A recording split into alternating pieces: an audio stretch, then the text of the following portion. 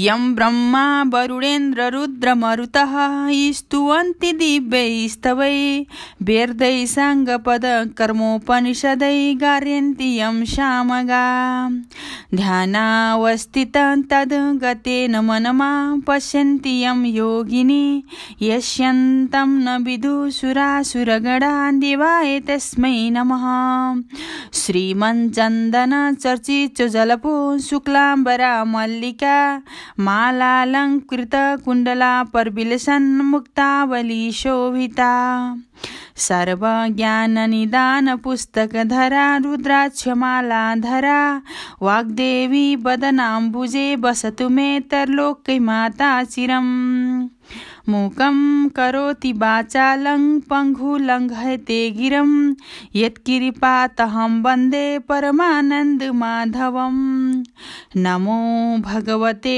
तस्मै व्यासाय मिततेजसे यस्य प्रसादच्छामि नारायण कथामिमां नारायणं नमस्कृत्य नरं चैव नरोत्तमं देवी सरस्वती व्यासं ततो जयमुदीरयेत्। अथ पञ्चविंशोऽध्याय। कुमारजी आज्ञा गर्नुहुन्छ हे अगस्त्य मुनि। त्यसपछि लावण्य देशका भारद्वार र मन्त्रीवर्गले हात्तीलाई सुवर्णको कलश र फूलको माला लिएर राजा खोज्न लगाइरहेका थिए। अनेक लोकहरूले नाना वस्त्र अलङ्कार पहिरी ऊभन्दा ऊ राम्रो भएर राजा होइजाउँला कि भनी हात्तीको अगाडि पछाडि हिँड्न लागेका थिए। नवराज ब्राह्मण पनि त्यहाँ पुगेर नजिकैको एउटा पाटीमा बसेर राजा खोजेको रमिता हेरेका थिए। त्यसै मौकामा हरिहर हात्तीमा प्रवेश गरी एउटा कुनामा बसेका नवराज ब्राह्मणलाई नजिकै गएर फूलको माला गलामा पहिराइदिई सुवर्णको कलशले अभिषेक गरिदियो।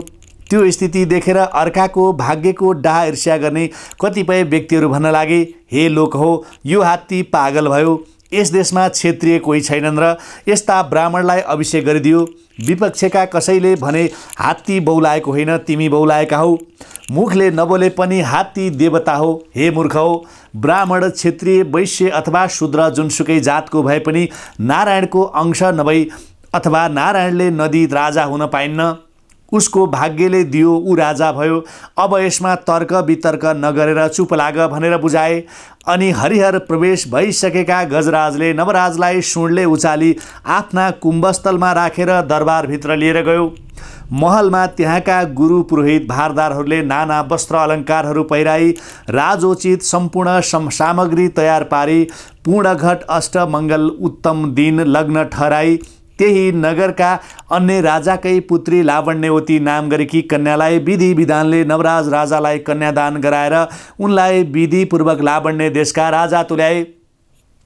अनि मन्त्री सहित गुरु पुरोहितले भने, हे महाराज, हजुरको राज्याभिषेक भएको छैन, सबै सामग्री तयार छ, अब सुदिन ठहराई अभिषेक लिनुहोस्। मन्त्री गुरु पुरोहितका यस्ता वचन सुनि नवराज राजाले भने, हे गुरु पुरोहित र भारदारहरू हो, हे सज्जन हो, पहिले मेरी महतारीले नदी अरूका हातको अभिषेक म कसरी लिउँ? चन्द्रज्योति सहरको बाहिरतिर एउटा खरले तुल्याएको घर छ, त्यहाँ गोमा नाम गरेकी ब्राह्मणी बस्दछिन्। ती मेरी महतारी हुन्, तिनलाई लिन चाँडै मानिसहरू पठाइदेऊ। यति नवराज राजाले भनेको सुनि मन्त्रीले म जान्छु भनी तत्काल अनेक थरीका वस्त्र अलङ्कारहरू लिई पालकी र फौज सहित भई चन्द्रज्योति नगरमा पुगे र त्यही गोमा ब्राह्मणीलाई प्रणाम गरी मन्त्रीले भने, हे महारानी, हजुरका छोरा नवराज लावण्य देशका राजा हुनुभयो, म उहाँको मन्त्री हुँ, हजुरलाई लिन भनेर मलाई पठाउनु भएको हुनाले म यहाँ आएको हुँ। अब वस्त्र अलङ्कारहरू पहिरी पालकी ल्याएको छु, चाँडै सवारी होस्। मन्त्रीले यसरी बिन्ती गरेको र आफ्नो पुत्र नवराज राजा भएको समाचार सुने गोमा ब्राह्मणीले मनमा आनन्द मानी स्वस्थानी परमेश्वरीको हृदयमा सम्झना गर्दै मन्त्रीले ल्याएका वस्त्र अलङ्कार पहिरी पालकीमा बसी लावण्य देश जान भनी हिँडिन्। त्यो कुरा चन्द्रज्योति नगरका स्त्रीहरूले चाल पाएर हतारेर हेर्न निस्कँदा कसैका कपालको केस फुकेको, कसैको पटुकाको छेउ खुस्केको, कसैले छोराछोरी रोएका त्यसै छाडी हिँडेका, कसैले भात खान लागेको पनि त्यसै छोडेर घरको बाहिर निस्के। पालकीमा बसेर त्यसरी फौज समेत जान लागेकी गोमा ब्राह्मणीलाई देखेर भन्दछन्, हेर, स्त्री जाति भए पनि सधैँ अर्काको ढिकी जाँतो गरेर बाँचिरहेकी हुनाले आज मुमा महारानी भइन् र पालकी बसेर गइरहेकी छिन्। इत्यादि परस्परमा कुरा गर्न लागे। गोमा ब्राह्मणी त्यहाँबाट गएर लावण्य देशको नजिकमा पुगिन् अनि नवराजले समाचार पाई हात्ती घोडा रथ आदि लगेर गीत वाद्यसहित सिन्दूर पात्र गरी आफ्नी आमालाई दरबारमा लगेर साष्टाङ्ग दण्डवत प्रणाम गरी, हे माता, हजुरको तपस्या र हरिहरको कृपाले म लावण्य देशको राजा भएँ। धन्य हजुरको तपस्या र मेरो भाग्य, अब अभिषेक पनि दिनुहोस् भने यति पुत्र नवराजले भनेको सुनि उत्तम दिन ठहराई सुवर्णको सिंहासनमा बसाली नवराज राजा र लावण्यवती रानीलाई राज्याभिषेक दिइन्। त्यस प्रकार राज्याभिषेक भइसकेपछि गुरु पुरोहित ब्राह्मणहरूलाई भोजन गराई दक्षिणा दिएर विदा गरी हात्ती घोडा रथ तयार पारी गीत वाद्य नाच कीर्तन गर्दै फौज समेत लिई मुख्य राजप्रसादमा प्रवेश गरे। यति भएको 2 दिनपछि छोरो नवराज र बुहारी लावण्यवतीलाई सामुन्ने बसालेर गोमा ब्राह्मणीले राजकाजको उपदेश दिँदै भन्न लागिन्, बाबु नवराज, यो राजकाजको काम सहजै र सजिलो छैन। यो अत्यन्त कठिन र गाह्रो काम हो, किनकि राजालाई सज्जन वर्गले भन्दा परस्पर बस्ने बाठा र धूर्तहरूले आफ्नो चातुर्यद्वारा घेरामा वा मुठीमा पारिराखेका हुन्छन् र तिनीहरूको भनाइ हुन्छ, जति कुरा ज्ञान नहुँदा व्यवहार चल्दैन त्यति कुरा सामान्य व्यक्तिले पनि जानेकै हुन्छ। त्यस्ता सामान्य कुरा जान्नका लागि कुनै शास्त्र पढिरहनु पर्दैन। सानो दुध पिउने बालकले पनि आफ्नो स्वार्थ साधन गर्न जान्नुपर्ने वा बुझ्नुपर्ने कुरा जानी बुझिसकेको हुन्छ। तसर्थ राजनीतिको चक्रव्यूहमा परेर निरन्तर कष्ट भोग गर्नतिर नलागेर आफ्नो बुद्धि विवेकले आरामपूर्वक शासन चलाएर सुख भोग गर्दै रहनुपर्छ।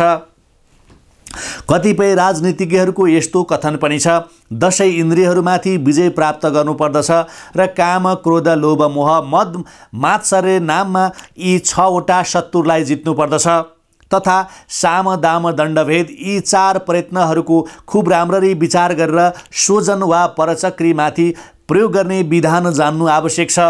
फेरि सन्धि, विग्रह, यान, आसन, द्वैध र आश्रय यी 6 थरीका राजनीतिका गुणहरूको चर्चा र त्यसै अनुसार व्यवहार गर्ने चिन्तनमा निरन्तर डुबिरहनु पर्दछ।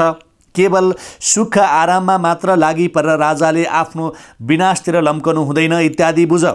फेरि बर्ता कुरा गर्ने र म राजनीतिको पण्डित हुँ भन्ने मूर्ख मन्त्रीहरू बकुल्ला जस्ता सेतो अनुहार भएका र काग जस्तो कालो विचार राख्ने खालका हुन्छन्। अनि राम्ररी विचार गर्ने हो भने यी सबै राजाकै धनको चोरी गरेर जाँड रक्सी, जुवा र नारी झिल्केर मिल्के चोरी र परस्त्री हरण समेतका अति नीच काम गरेर सुख शैलमा मग्न रहेका हुन्छन्। अत यस्ता धूर्तहरूको कुरा छाडेर जो निरन्तर राजनीतिको कठिन मन्त्र चिन्तनमा व्यग्र रही नीतिशास्त्रका थरीथरीका तन्त्र एवं गूढ शास्त्रहरूको संरचना गर्ने पराशर, बृहस्पति, शुक्र जो भए, के तिनीहरूले व्यवहारमा विजय प्राप्त गर्न सके? के तिनीहरूले आफूद्वारा नै रचना गरेका नीतिहरूको पालन गर्न सके? विचार गरेर ल्याउने हो भने यस्ता अद्वितीय विधानहरूले विद्वानहरूले गरेका कामहरूमा पनि सफलता र विफलता दुवैको सम्मिश्रण पाउन सकिन्छ। ठुला ठुला नीतिज्ञहरूलाई पनि अनेक धूर्तहरूले आफ्नो धूर्तताद्वारा ठगेका वा मूर्ख तुल्याएको अनेक उदाहरण देख्न वा सुन्न पाइन्छ। अथ कथनको तात्पर्य के हो भने राजाको लागि यो स्वर्ण अवसर हो। जनताले, दुनियाँले, संसारले पत्याएको वंश, खानदान, भर्खरको जवानी, नवीन यौवन, अत्यन्त सुन्दर शरीर, यस्तो असङ्ख्य धन सम्पत्ति यी सबैलाई व्यर्थमा सबका माथि अविश्वासको कारण स्वरूप सुख सुविस्ता र ऐश आराममा विघ्न कारण सो राष्ट्र चिन्ता र परराष्ट्र समेतका चिन्ता अनि नाना थरीका झ्याउलामा लागेर व्यर्थ तुल्याउनु हुँदैन। महाराजलाई के कुराको अभाव छ र? 10,000 शूरवीर लडाका हात्तीहरू छन्, लाखौं लाख तालिम प्राप्त घोडाहरू छन्। पैदल सेनाको त गणना नै छैन। कोष खजाना समेत हीरा मोती, सुन चाँदी तथा नगदी वस्तु र अन्नपात लत्ता कपडाहरूले परिपूर्ण छ। राज्यभरिका सम्पूर्ण प्रजाहरू समेत मिलेर युगौं युग समय सम्पत्तिको भोग गर्दा पनि यो विशाल सम्पत्ति कहिल्यै पनि रित्तो हुने छैन। यसमा कुन कुराको न्यूनता भयो र अझ बढी धन कमाउन अस्तव्यस्त हुनु वा रहनु परेको छ? मनुष्यको जीवन राम्ररी विचार पुर्याउने हो भने अत्यन्त सानो भन्न सकिन्छ, क्षीण भङ्गुर भन्न सकिन्छ। त्यसमा पनि भोग विलास गर्न सक्ने वा यौवनको उल्लास झन थोरै दिनको हुन्छ। कतिपय मूर्ख व्यक्तिहरू धनार्जन गर्दा गर्दै र त्यस धनबाट प्राप्त हुने सुख भोग गर्न नपाउँदै यो गर्छु उ गर्छु भन्ने मनोरथ हृदयले विलीन भएर जान्छ। अत हे महाराज, म धेरै बिन्ती के गरौँ? अब यो राज्यको अभिभारा आफन्त र भरपर्दा अविभक्त अन्तरङ्ग विश्वासघात नगर्ने किसिमका आफ्ना आत्मीय व्यक्तिहरूका हातमा सुम्पेर अन्तपुरमा अप्सरा जस्ता नानी सुसारे समेतका अत्यन्त राम्रा ठिटी तरुणीका साथ ख्यालठट्टा गर्दै नाचगान बजान र मिठा मिठा अर्क मध्य आदि पान गरी समयअनुसार सुख शैल गरेर आफ्नो यो उत्तम वयलाई सफल पार्नुहोस् इत्यादि भनेर राजाहरूलाई कुबाटोमा लगेर आफू समेत राष्ट्रिय धनको दुरुपयोग गर्दै मोज गर्न र अन्तपुरका नारीहरूमा समेत अनियन्त्रित उशृङ्खल भावना उत्पन्न गराई आफू स्वच्छन्द भएर आनन्द गर्ने इच्छा भएको र राजकीय कोषागारको शोषण गर्ने अपव्यय गर्न खोज्नेसित सदैव सजग र सतर्क रहनु यी आफ्ना पुराना खानदानी इमान्दार कर्मचारी हुन् भन्ने ठानेर यस्ता व्यक्तिमाथि बढी श्रद्धा र विश्वास पनि नगर्नु। मुख्य कुरा राजाले प्रजामा कहीँ पनि अन्याय वा अत्याचार हुन नदिनु। राजालाई विश्वासमा पारी जानी जानी हाक हाकी प्रत्यक्ष धन चुस्ने चाटुकार र धूर्त आदि नामले व्यवहार गर्दछन्। त्यस्ताबाट सजग नरहे हानि हुन्छ।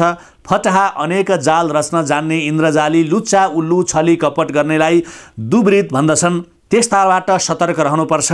लुटेरा डाका राजनीतिक भडुवा अटेर अजोरी सामाजिक भाँड राष्ट्र र राजाका समेत द्रोही र पर्खेस भनेर दागा धर्ने खालका व्यक्तिलाई नै महासाहसिक व्यक्ति भन्दछन्। यस्ताबाट सतर्क रहनुपर्छ। अड्डा अदालत समेतका विभिन्न राजकीय कार्यालयमा नियुक्त लिपिकार लेखाकार लेखापाल एवं महालेखापाल आदिलाई कायस्थ भन्दछन्। यस्ताले प्रजालाई बढी सताउने र दुःख दिने गर्छन्। अत यस्ता कर्मचारीलाई झन सतर्क रहन नसके यिनले ठुलो हानि गराउन सक्दछन्। चर र गुप्तचर विभागलाई अत्यन्त पवित्र राख्नु र तिनै गुप्तचरद्वारा राष्ट्रका ठुला साना र मध्यवर्गीय तथा निम्नवर्गीय जनताको चालचलन के कस्तो छ बुझ्नुपर्छ। मन्त्री समेत सबै कर्मचारीहरूको यथार्थ आचरण के कस्तो छ जानिराख्नुपर्छ।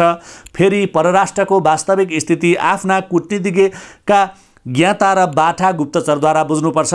सानो ठानेर सहसा कसैलाई पनि नबुझी हेला गर्नु वा हेप्नु अनुचित हुन्छ। स्वयं आफू सतर्क र पवित्र रहनुपर्दछ। आफ्नो चरित्रमा कुनै किसिमको पनि चिन्ह दाग लाग्न नदिनु नै बुद्धिमानी ठहर्छ।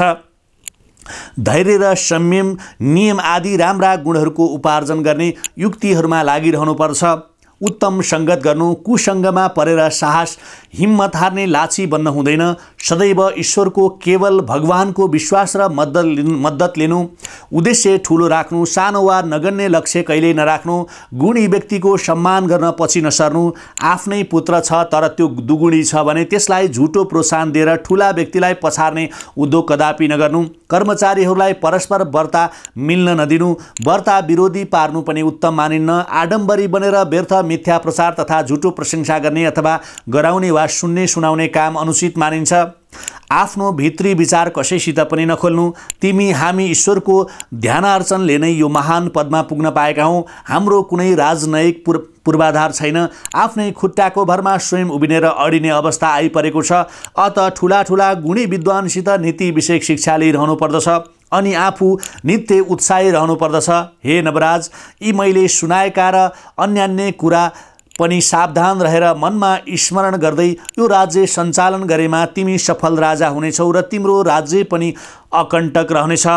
इति श्री स्कन्द पुराणे केदार खण्डे माघ महात्म्ये कुमार गस्ते संवादे श्री स्वस्थानी परमेश्वराय व्रतकथायां नवराज राज्याभिषेको नामं पंचविंशोऽध्याय।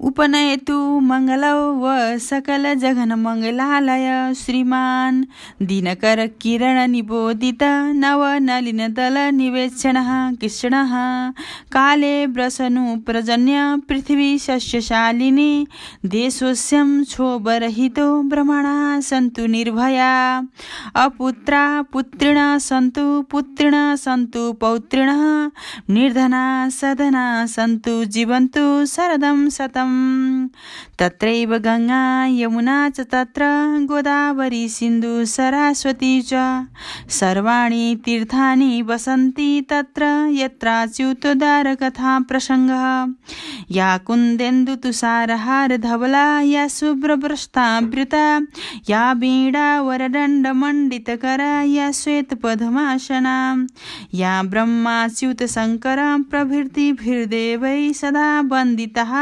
श्यामा पातु सरस्वती भगवती निशेष जाड्यपहा कायेन वाचा मनसेन्द्रियैर्वा बुद्धयात्मना प्रकृति स्वभावत करोमि यद् सकलं परस्मै नारायणयति समर्पये ततः।